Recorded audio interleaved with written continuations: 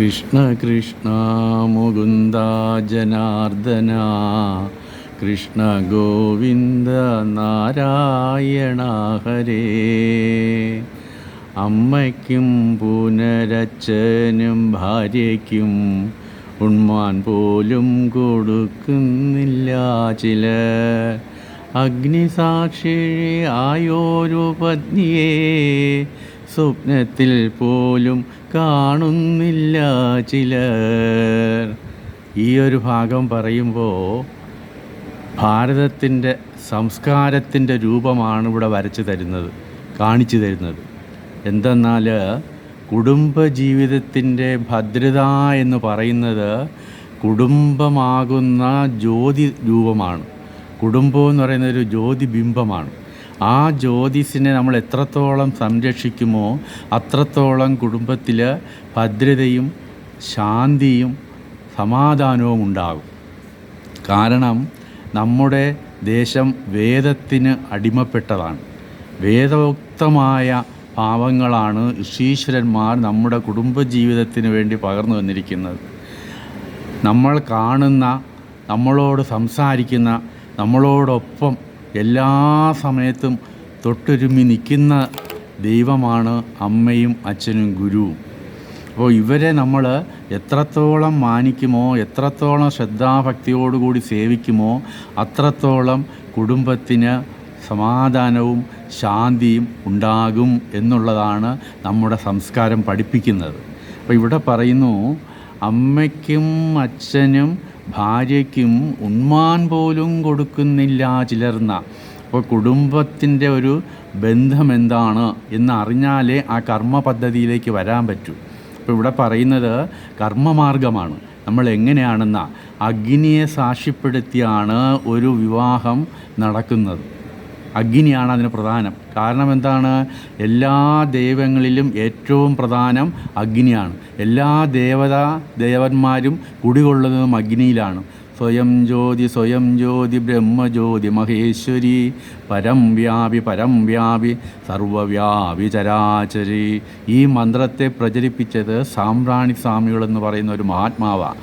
അദ്ദേഹത്തിൻ്റെ സമാധി ഇവിടെ അടുത്താണ്, പാൽക്കുളങ്ങരയിലാണ്. അദ്ദേഹം ശ്രീകണ്ഠേശ്വരത്ത് നിത്യം എപ്പോഴും ശിവൻ്റെ മുമ്പിൽ ഈ മന്ത്രം ജപിച്ചുകൊണ്ടേയിരുന്നു. അത്രത്തോളം പ്രാധാന്യം ഈ മന്ത്രത്തിനുണ്ട്. അപ്പോൾ സ്വയം ജ്യോതിയാണ് ഈ ലോകത്തിലെ എല്ലാ വസ്തുക്കളിലും നിറഞ്ഞു നിൽക്കുന്ന ഈശ്വര ചൈതന്യം.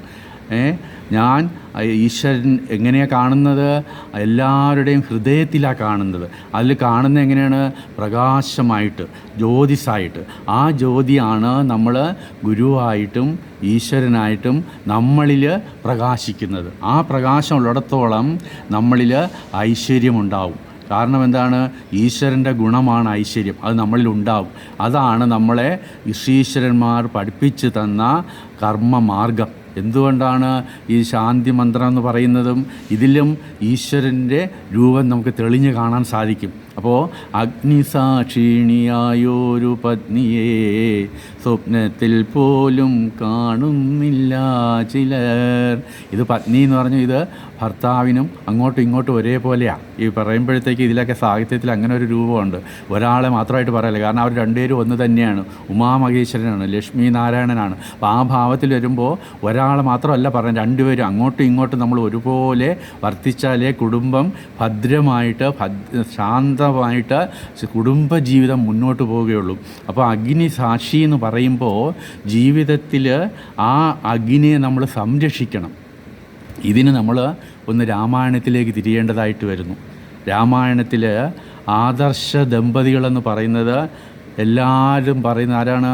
ശ്രീരാമനും സീതയുമാണ്. അതുതന്നെയാണ് നമ്മൾ അവരെ ജീവിതം മാനിച്ചാൽ അതനുസരിച്ച് യദ്യദാചരിത തത്തദേവോ ഇതരോ ജന.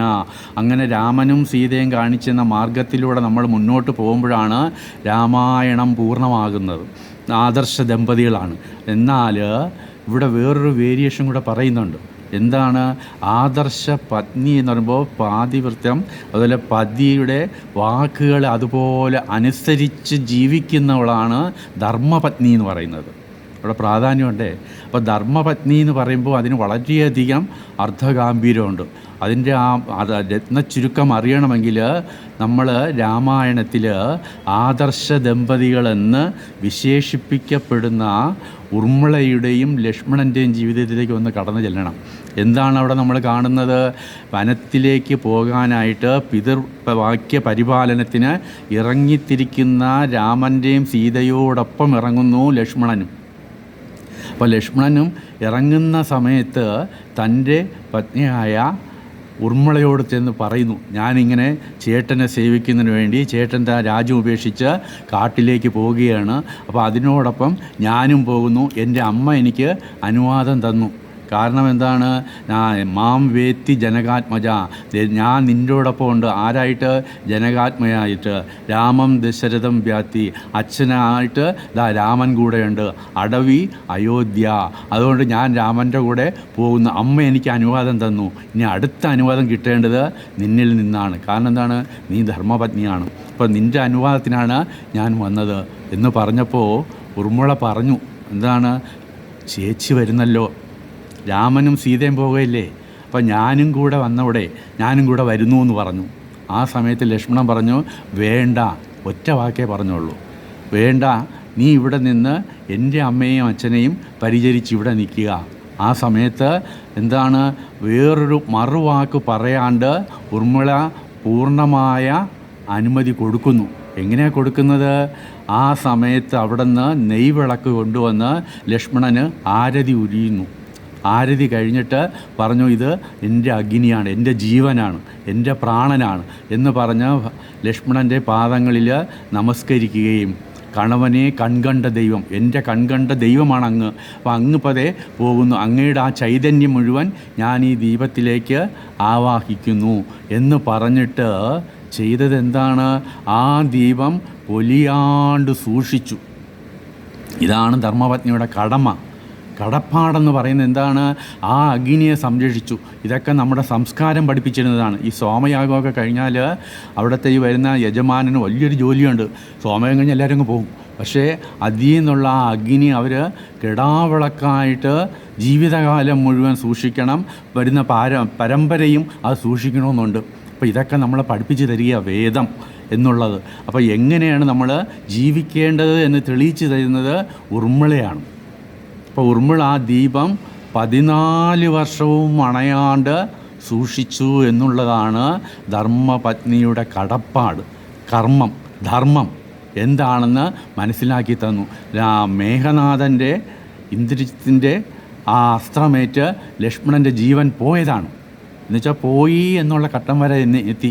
എല്ലാവരും പറഞ്ഞു ലക്ഷ്മണൻ പോയി കഴിഞ്ഞു. രാമൻ മടിയിലെടുത്ത് വെച്ച് കരയാനും തുടങ്ങി. ഇതിനാണോ ഞാൻ നിന്നെ കൂടെ കൊണ്ടുവന്നത്, അനിയാന്നൊക്കെ പറഞ്ഞു കരഞ്ഞു. അപ്പോഴാണ് വൈദ്യം പറഞ്ഞെന്താണ്, അല്ല, മൃതസഞ്ജീവിനി കൊണ്ടുവന്നാൽ മതി, ആഞ്ജനേയനെ പറഞ്ഞയക്കുന്നു മൃതസഞ്ജീവിനി കൊണ്ടുവരാനായിട്ട്. പക്ഷേ ആ ജീവൻ അതിൽ പിടിച്ചു നിൽക്കാനുള്ള കാരണം എന്നുള്ളത് ഇവിടെ ഉർമിള തെളിയിക്കുന്നു. ആ സമയത്ത് ആ വിളക്ക് അണയാനുള്ള രീതിയിലേക്ക് ചാഞ്ചാട്ടം ഭയങ്കരമായിട്ട് വിളക്ക് ആഴി. അപ്പോഴെന്താണ്? തൻ്റെ പരദേവതയും തൻ്റെ ഗുരുവിനെയും കുലഗുരുവിനെയും മാനിച്ചുകൊണ്ട് ആ മന്ത്രം പറഞ്ഞ് ഉർമിള ആ വിളക്ക് പരിരക്ഷിച്ചു എന്നാണ് ഉർമിള പറയുന്നത്. ആ വിളക്ക് അണഞ്ഞ രീതിയിൽ വന്നതാണ്. പക്ഷേ ആ കുലദേവതയുടെയും ഗുരുവിൻ്റെയും അനുഗ്രഹം കൊണ്ട് ആ വിളക്ക് ആളിക്കത്തിയപ്പോഴാണ് ഇവിടെ മൃതസഞ്ജീവിനിയും കൊണ്ട് ലക്ഷ്മണൻ അത് ചാടി എഴുന്നേൽക്കുന്നത്. അപ്പോൾ ഈ പറയുമാതിരി കുടുംബത്തിൻ്റെ ആ ഒരു ബന്ധം ആലോചിച്ച് നോക്കുക. ഉർമിള ഇരുന്നത് അയോധ്യയിൽ, പക്ഷേ നടക്കുന്നത് ഇങ്ങ് രാമേശ്വരത്ത്. പക്ഷേ അവിടെയും ഈ പറയുമാതിരി എങ്ങനെയാണ് ഈ ജീവനെ പിടിച്ചു നിർത്തുന്നത് എന്നുള്ളതാണ് മഹത്തരം. അത് ഗുരുവിൻ്റെ ഒരു കാരുണ്യം തന്നെയാണ്, പരദേവതയുടെ കാരുണ്യം. നമ്മളൊക്കെ ഉള്ള ഗുണമെന്താണ്? നമ്മൾ ഇവരെ രണ്ടുപേരും മറക്കുന്നു. അതാണ് കുടുംബത്തിൽ ഇത്രയും കലഹവും ദോഷമൊക്കെ ഉണ്ടാകുന്നത്. അപ്പോൾ ഗുരുകാരുണ്യവും അതുപോലെ ആ ജീവനെ പിടിച്ചു നിർത്തിയത് ഉർമിളയുടെ സംരക്ഷണ പാതിവൃത്യ, തൻ്റെ പതിയോടുള്ള സേവനത്തിൻ്റെ മഹത്തായ ഒരു പ്രകടനമാണ് നമുക്ക് ഉർമിളാദേവി കാണിച്ചു തന്നത്. അങ്ങനെ ലക്ഷ്മണൻ്റെ ജീവനെ പരിരക്ഷിക്കാൻ സാധിച്ചു. ആർക്ക്? ഉർമിളയ്ക്ക്. ഇത് നമ്മുടെ കേരളത്തിലും പലയിടത്തും കാണുന്നുണ്ട്. ഞങ്ങളൊക്കെ കുട്ടിക്കാലത്ത് കണ്ടിട്ടുണ്ട്. സാറിനത് ഓർമ്മയുണ്ടെന്ന് തോന്നുന്നു അല്ലേ? കേരളത്തിൽ ഇങ്ങനൊരു പതിവുണ്ടായിരുന്നു. എവിടെയാ? ശബരിമല പോകുന്ന സമയത്ത്. ഇപ്പോൾ ഒരിടവും ഇല്ല. ഞങ്ങൾ കുട്ടിക്കാലത്ത് ഞങ്ങളിത് കണ്ടിട്ടുണ്ട്. ശബരിമലയ്ക്ക് കെട്ടും കെട്ട് ഇറങ്ങിക്കഴിഞ്ഞാൽ അവിടെ ഒരു വിളക്ക് വെച്ച് ദീപാനം നടത്തിയിട്ടാണ് ഇറങ്ങണേ. ആ വിളക്ക് തിരിച്ചു വന്നിട്ടേ അണയ്ക്കുള്ളൂ, മാറ്റുള്ളൂ. ഇപ്പോൾ ഉർമിളാദേവി പഠിപ്പിച്ചിരുന്നതിൻ്റെ വേറൊരു ഫോട്ടോസ്റ്റ് ഭാഗമാണ് നമ്മൾ കേരളത്തിൽ ശബരിമല പോകുന്ന സമയത്ത് ഉണ്ടായത്. കാരണം എന്താണ്, അന്ന് ഈ പറയുമ്പോൾ ഇത്രയും വാഹന സൗകര്യമൊന്നുമില്ല, കാട്ടിലൂടെ പോണേ. ലക്ഷ്മണനും രാമനെല്ലാം കാട്ടിലാണ് പോയത്. അപ്പോൾ ഇതും കാട്ടിൽ നമ്മൾ അയ്യപ്പനെ കാണാൻ പോവുകയാണ്. അപ്പോൾ ആ സമയത്ത് ഈ പറയുന്ന മാതിരി ജീവനെ പിടിച്ചു നിർത്തുന്നത് ഒരു സമ്പ്രദായം ഈ കേരളത്തിലും വ്യക്തമായിട്ട് പ്രകടമായി നടന്നിരുന്നു. ഇന്നിപ്പോൾ സ്വപ്നത്തിൽ പോലും ഇല്ല. അഗ്നിസാക്ഷിണിയായൊരു പത്നിയെ സ്വപ്നത്തിൽ പോലും കാണുന്നില്ല ചിലർ.